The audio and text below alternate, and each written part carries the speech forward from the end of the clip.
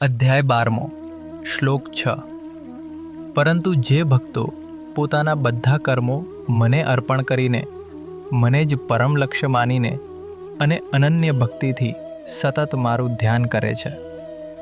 શ્લોક 7 હે પાર્થ, જેમનું મન સંપૂર્ણપણે મારામાં સ્થિર છે એવા ભક્તોને હું ખૂબ જ ઝડપથી જન્મ મરણરૂપ સંસારના મહાસાગરમાંથી પાર ઉતારનાર તારણહાર બની જાઉં છું.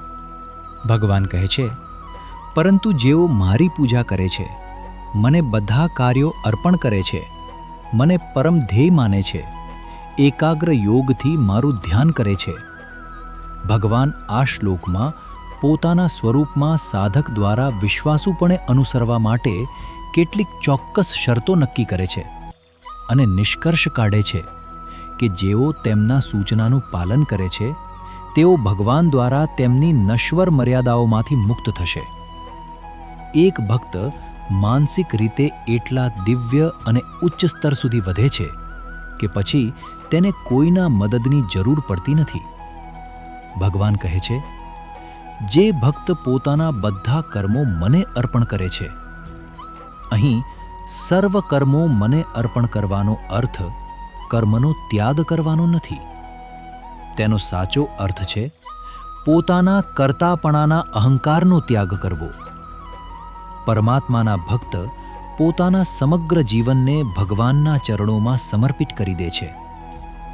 તે હવે એવું માનતો નથી કે હું કરું છું, પરંતુ તેનો ભાવ બની જાય છે ભગવાન મારા દ્વારા કાર્ય કરાવી રહ્યા છે. મને સર્વોચ્ચ ધ્યેય તરીકે ગણીને ભગવાન અહીં ભક્તને એક અત્યંત મહત્વનો ઉપદેશ આપે છે. ધર્મને માત્ર સમય પસાર કરવાનો વિષય, મનોરંજન અથવા મુશ્કેલીઓમાંથી થોડા સમય માટે છુટકારો મેળવવાનો માર્ગ ન બનાવવો. ભગવાનની ભક્તિ જીવનનો એક નાનો ભાગ ન હોવી જોઈએ, પરંતુ સમગ્ર જીવનનું કેન્દ્ર અને પરમ લક્ષ્ય હોવું જોઈએ. અવિરત યોગ સાથે અનન્ય એટલે જેમાં બીજું કંઈ નથી, અર્થાત જેમાં જીવનનું એક જ લક્ષ્ય હોય, ભગવાનની પ્રાપ્તિ. જ્યારે લક્ષ્ય અચળ રહે છે ત્યારે મન પણ ધીમે ધીમે સ્થિર થવા લાગે છે. અનન્ય યોગમાં ભક્તનું મન સંસારની અસંખ્ય ઈચ્છાઓ વચ્ચે ભટકતું નથી.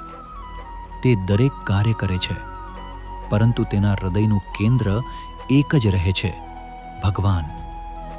સફળતા આવે કે નિષ્ફળતા, સુખ આવે કે દુઃખ, તેના જીવનનું અંતિમ લક્ષ્ય ક્યારેય બદલાતું નથી. આ જ અનન્ય યોગની વિશેષતા છે. આ શ્લોકોમાં ભગવાન શ્રી કૃષ્ણ પોતાના ભક્તોને એક અદ્ભુત આશ્વાસન આપે છે.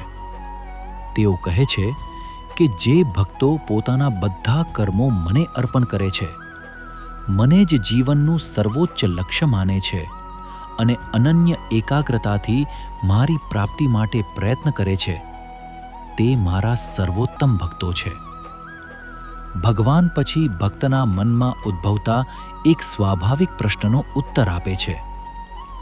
સાધક વિચારે છે, હું સંસારના દુઃખો, જન્મ મરણના ચક્ર અને મારી મર્યાદાઓમાંથી કેવી રીતે મુક્ત થઈશ? ભગવાન આ શંકાનો અંત લાવીને દિવ્ય આશ્વાસન આપે છે, હું પોતે જ તારો તારણહાર બનીશ. તેઓ માત્ર એટલું જ નથી કહેતા કે હું તને બચાવીશ, પરંતુ સાથે એક મધુર આશ્વાસન પણ આપે છે, નચિરાત, ખૂબ લાંબો સમય નહીં લાગે, હું જલ્દી જ તારો ઉદ્ધાર કરીશ. મનનો સ્વભાવ એવો છે કે જે વિષયનું તે સતત ચિંતન કરે છે તે જ વિષયના સ્વરૂપ જેવું બની જાય છે. આથી ભગવાન જ્યારે કહે છે, જેમનું મન મારામાં સ્થિર છે, સતત ભગવાનના સ્મરણ, ધ્યાન અને ભક્તિના અભ્યાસથી ધીમે ધીમે ભક્તનું સમગ્ર વ્યક્તિત્વ બદલાવા લાગે છે. ભક્તિનું અંતિમ લક્ષ્ય માત્ર ભગવાનની પૂજા કરવું નથી, પરંતુ ભગવાન સાથે એકરૂપ થઈ જવું છે. આ જ સાચી ભક્તિની પરાકાષ્ઠા છે. સંત ગોસ્વામી તુલસીદાસજી એક અત્યંત સુંદર ભાવ વ્યક્ત કરે છે. હું તો સતત રામ રામ કહું છું, છતાં મારામાં ખાસ કંઈ પરિવર્તન થતું નથી. પરંતુ જો ભગવાન એકવાર પ્રેમથી તુલસી તુલસી કહીને મને બોલાવે તો મારો તરત જ ઉદ્ધાર થઈ જાય. પરંતુ પ્રશ્ન એ છે, ભગવાન આપણને પ્રેમથી ક્યારે બોલાવે?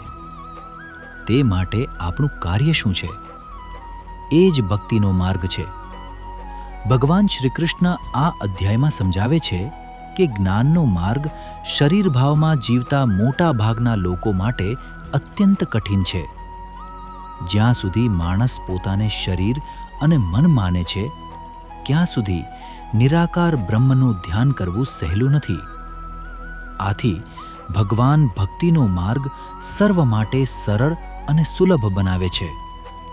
આવી અનન્ય ભક્તિથી ભક્ત ધીમે ધીમે પોતાના અહંકારને ભૂલી જાય છે. અંતે માત્ર ભગવાન જ રહે છે. ભક્ત અને ભગવાન વચ્ચેનો ભેદ ઓગળી જાય છે. આ જ ભક્તિનું પરમ લક્ષ્ય છે, ભગવાનમાં એક રૂપ થઈ જવું.